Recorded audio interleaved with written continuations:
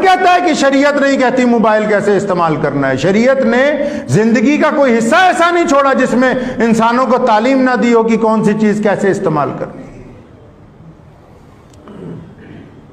WhatsApp के ऊपर एक ऑप्शन आती है, उसका नाम है स्टेटस।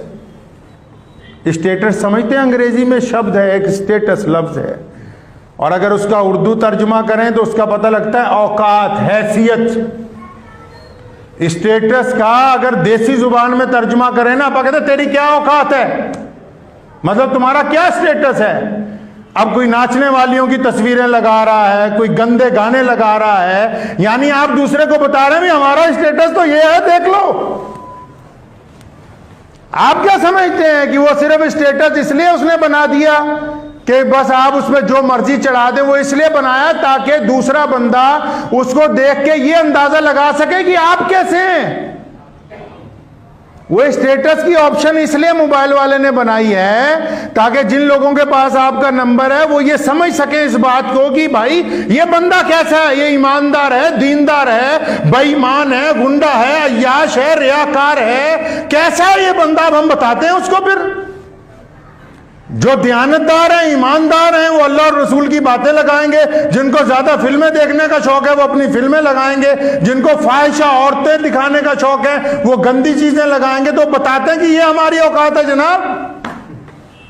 आप क्या समझ रहे हैं कि शरीयत ने यह तय नहीं किया? शरीयत ने कहा कि मुसलमान को अपनी हैसियत पाकीज़ा रखनी होगी। शरीयत ने कहा मुसलमान को अपना स्टेटस पाक रखना होगा। शरीयत ने कब कहा कि शरीयत ने कह दिया कि आप जो मर्जी स्टेटस लगा लें? नहीं, बल्कि हुक्म दिया गया शरीयत में कि मुसलमान का मेयार, मुसलमान की हैसियत इस्लाम के मुताबिक होनी चाहिए।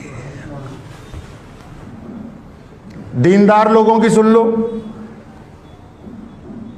और सुबह फजर में ही फोन करने लगेंगे दूसरों को। अब जो नहीं उठा रहा अपने पास से बैठे फतवे दे रहे हैं, अच्छा फजर में उठाया नहीं फोन, सो रहा होगा ये मौलवी।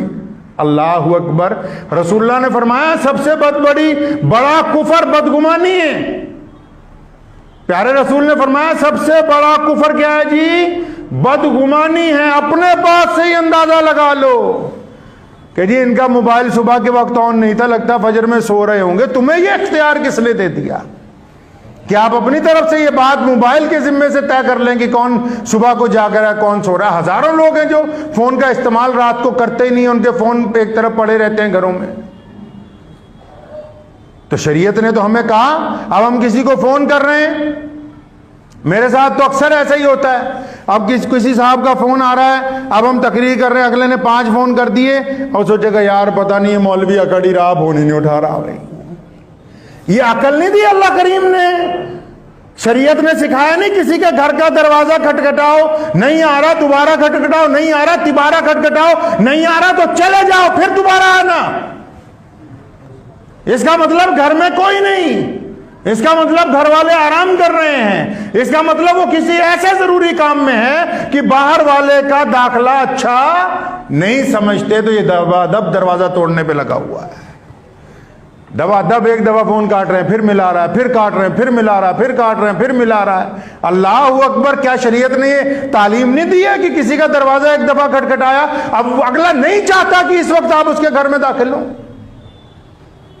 लोग दूसरे को देख रहे हैं, रात को अगर कोई ऑनलाइन है दे जी धड़ाधड़ फोन कर रहे हैं, अगला अपना काम कर रहा है। बेशुमार काम आजकल जो हैं वो सिर्फ ऑनलाइन ही निपटाए जा सकते हैं। वो अपने काम में मगन है कि किसी तरह काम कंप्लीट हो जाए। अब इधर जिसने देख लिया कि अच्छा ऑनलाइन है वो धड़ाधड़। एक साहब का रात को मैं किताब अक्सर लिखने का इरादा, अल्हम्दुलिल्लाह आपकी दुआओं से कई किताबें अब तक लिख चुका हूं, तो अक्सर रात को लिखता हूं तो ऑनलाइन जो चीजें ढूंढनी होती है। एक साहब का 2:30 बजे फोन आया अलीगढ़ से, तो मैंने उन्हें पूछा भाई क्या बात हो गई, 2:30 बजे खैरियत है? नहीं जी वैसे ही मैंने सोचा आप ऑनलाइन आपसे बात करूं। मैं कहा आपके लिए तो नहीं मैं ऑनलाइन हुआ, आपके लिए तो नहीं हुए हैं, जान ना पहचान मैं तेरा मेहमान। शरीयत ने यह सिखाया नहीं है।